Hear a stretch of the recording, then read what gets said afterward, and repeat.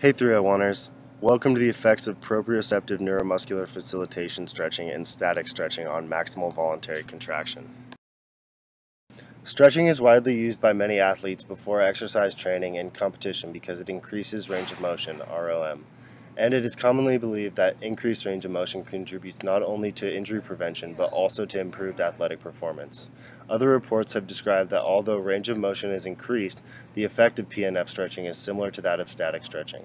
Although stretching has a positive effect on range of motion improvement, it is often reported to have detrimental effect on muscular performance.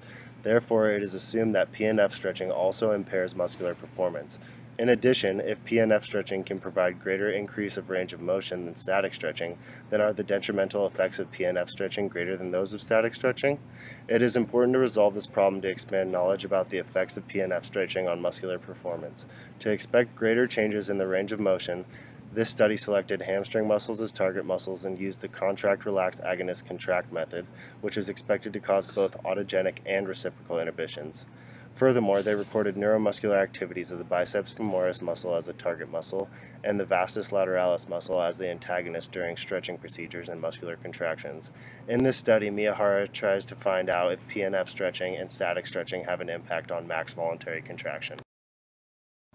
The subjects involved in the experiment were 13 healthy male Japanese students around the age of 20. The subjects would then be divided into a control group, SS group, and PNF group. All measurements were conducted using the subject's dominant leg. All the subjects would first sit down and have a 5-minute rest.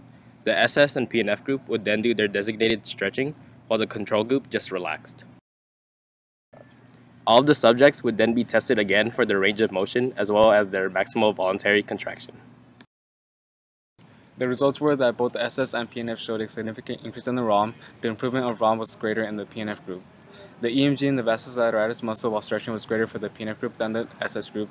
The EMG in the biceps femoris muscle was greater for the PNF group. The MVC values for the PNF group and the SS group were lower than the control group. And in the biceps femoris, the EMG for both the SS group and PNF group were not that significantly lower than the control group. The results showed that PNF stretching had a bigger increase on ROM when compared to static stretching. However, both PNF and static stretching had a similarly negative impact on MVC.